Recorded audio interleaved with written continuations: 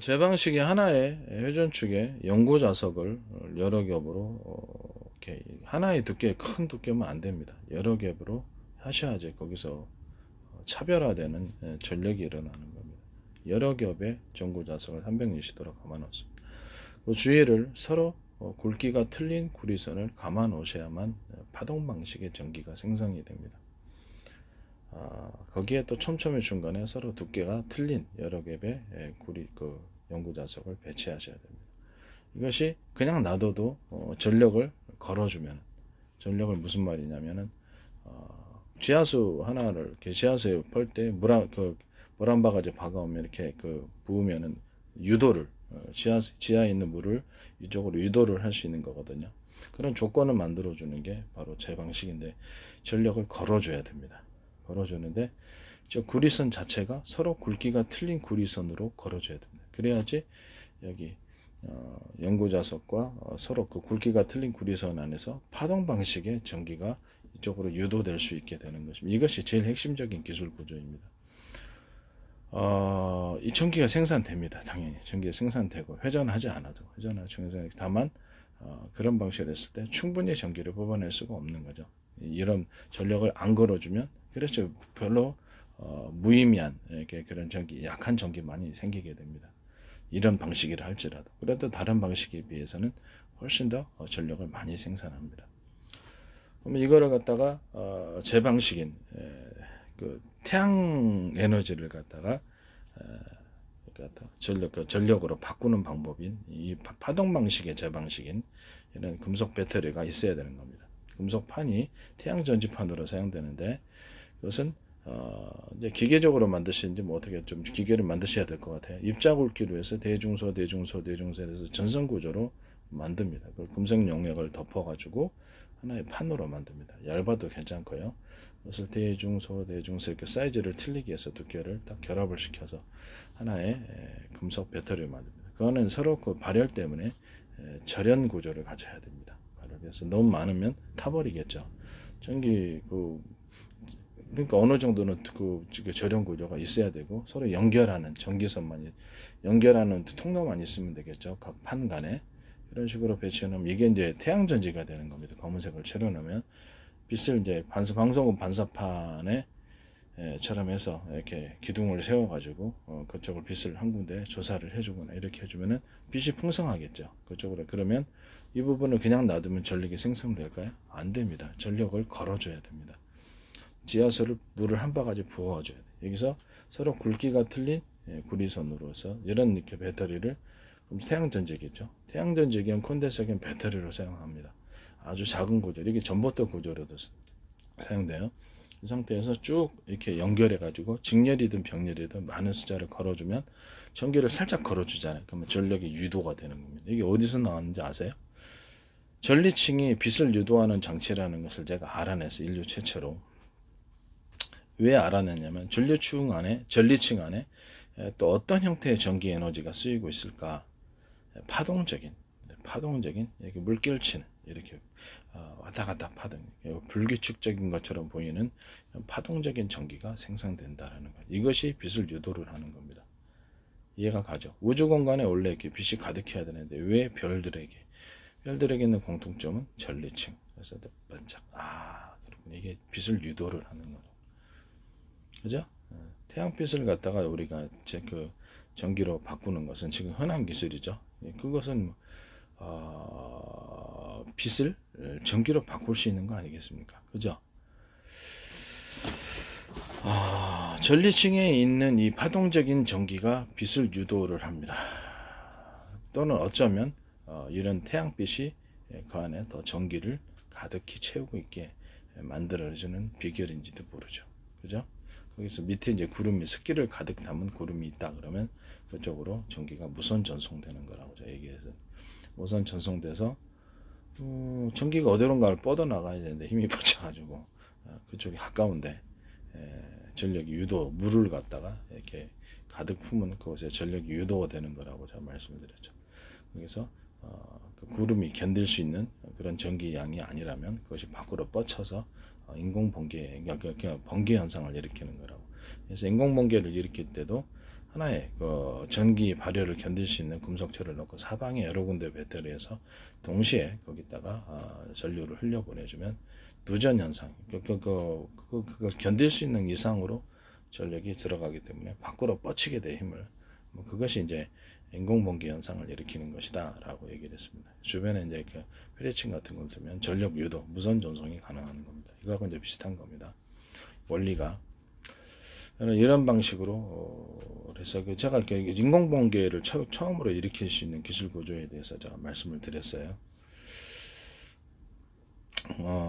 그것도 이제 그 서로 코일이 각 배터리에서 나오는 전기선이 서로 굵기가 틀린 구리선, 그러니까 그 전기선 안에서 펄스를 만들어내는 이런 방식으로 일종의 전파를 만들어내는 거죠. 전파 방식의 전기 이렇게 생각하시면 되겠습니다. 그거를 해가지고 하면은 여기가 강력하게 무선 전송이 좀 더 잘 됩니다. 펄스 방식으로 바뀌어 버리기 때문에 이것은 제 기술 구조에 해당합니다. 안테나 형태로 그 금속체를 만들면 그렇죠. 좀 더 전송이 좀 더 잘 되겠죠. 안테나 형식으로 만들어 놓으면은 그거를 주변에 무선 전송이 잘 되는, 이런 형태의 이제 무선 전송을 하시는 방식을 사용하시면 제 기술 구조에 해당하게 되겠다라는 것을 말씀을 드립니다. 그 다음에 일단 태양빛을 전기를 갖다가 이렇게 제 방식의 그 태양전지를 통해서 전력을, 기초 전력을 생성하고요. 거기다가 이 서로 안에 회전축에 회전축을 돌려줄 수 있는 이런 기술 구조를 갖습니다. 회전축을 돌려주지 않아도 이 두 가지를 결합할 때 다른 방식에 비해서 훨씬 전기가 많이 생산되나, 회전을 해주면 더 좋죠. 회전을 해주면 이것을 회전축을 서로 굵기가 틀린 여러 겹의 두께가 틀린 연구자석을 감아 놓고요. 그 다음에 반드시 이 방식을 하셔야 됩니다. 원통형으로 서로 굵기가 틀린 구리선을 감아 놓죠. 파동 방식으로 바뀌게 하기 위해서입니다.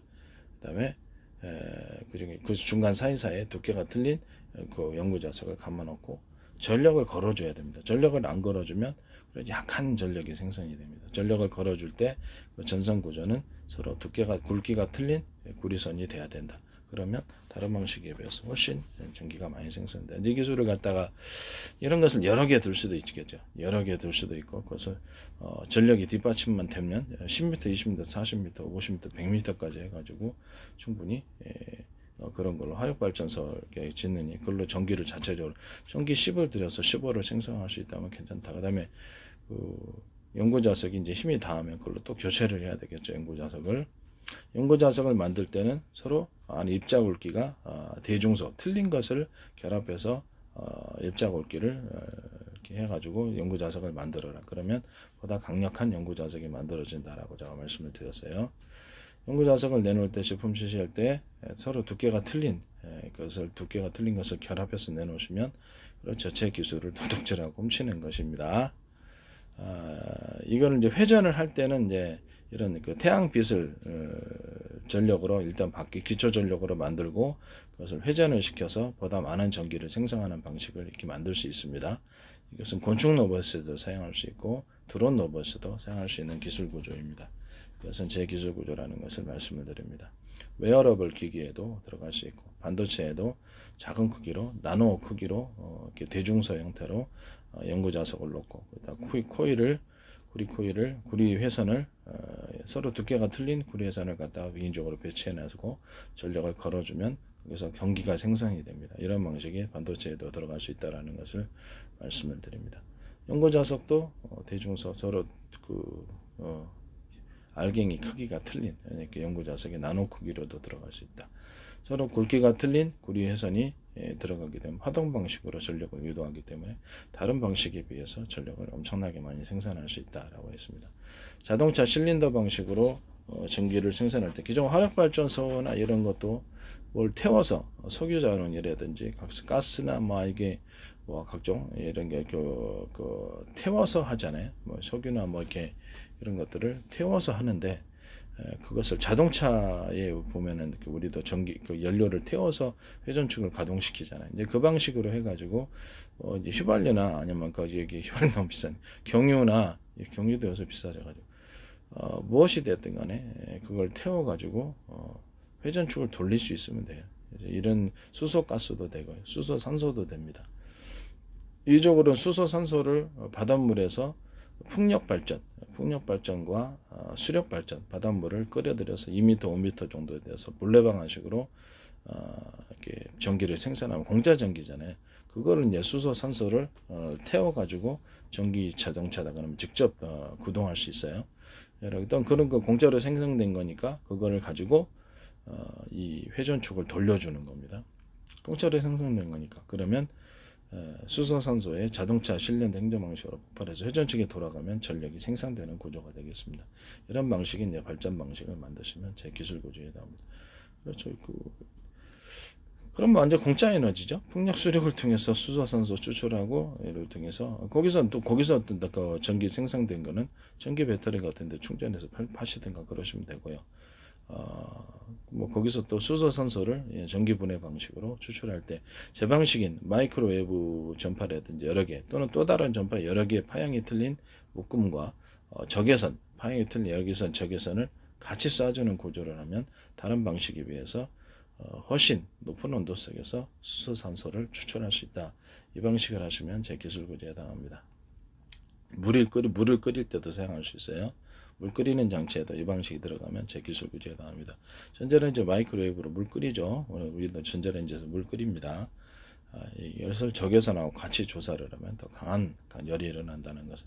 이걸로 이제 공격 무기를 만들면 지상에 있는 모든 그 생명체를 다 태워버릴 수 있죠. 또 다른 방식으로는 볼록 렌즈를 제가 UV 장치나 레이저 장비에 들어가는 건데 수많은 작은 볼록 렌즈를 두고 큰 볼록 렌즈에 집중시키는 방법으로 해서 초점을 형성하려면 그걸 이제 우주에서 그 위성이나 비행체 탑재해서 그걸 태양빛을 밑으로 조사하면 밑에 다 태워버릴 수 있습니다. 돋보기로 우리 뭐 태우죠. 그처럼 좀 위에 상공에서 밑에를 다 태워버릴 수 있는 무기가 나오는 것입니다. 이것도 제 기술 구조에 해당합니다. 레이저를 증폭시킬 때도 이 방식을 사용할 수 있고 EUV 장치에도 사용합니다. 사용하시면 제 기술 구조에 해당하게 되겠습니다. 이렇게 이런 방식으로 전기를 자체적으로 생산하시면 제 기술 구조에 해당합니다. 이것을 거꾸로 회전을 시키지 않을 때는 구리선을 서로 그러니까 회전축에다 감아도 되겠죠. 구리선을 서로 굵기가 틀린 구리선을 감아놓고 원통형에는 서로 두께가 틀린 그 연구 자석을 감아 놓습니다. 그러니까 여러 겹을 좀 많이 빽빽이 채워 놓습니다. 그럼 이것도 전력을 걸어주면 생산될까 안 될까? 생산이 됩니다. 전력을 걸어줄 때는 제 방식에 서로 두께가 틀린 금속 배터리 안에가 입자 굵기가 대중소 이렇게 틀리게 해서 모든 만물은 평균화하고자 하는 원리가 있다는 것을 따라서 전기가 흐르게 되어 있습니다. 전기선 구조를 만들어 놓으면 그 위를 금속 용량으로 덮어서 판의 형태로 만든 겁니다. 이것을 쭉 절연 구조를 갖춘 채 발열 때문에 그렇습니다. 이것을 금속 배터리로서 사용해서 전력을 서로 굵기가 틀린 구리선을 통해 전력을 걸어주면 지하수 한 바가지 부어서 밑에 그 지하수를 끌어오르듯이 전력 유도를 하는 거예요. 전력 유도를 할 때는 반드시 제 방식에 서로 굵기가 틀린 구리선을 통해 전력 유도를 하셔야 됩니다. 선이 많을수록 좋습니다. 거기서 이런 선이 많아가지고 여러 군데서 동시에 해주면 더 많은 전력이 생산됩니다. 이런 회전축을 20m, 40m, 100m 이렇게 길게 늘려서 생산해주면 회전하지 않아도 전력만 걸어줘도 생산이 됩니다. 전기가. 이 방식도 제 기술 구조에 해당이 되겠습니다. 회전하지 않아도 상관없다라는 거죠. 그래도 다만 회전시키는 게 더 많은 전기를 생산한다.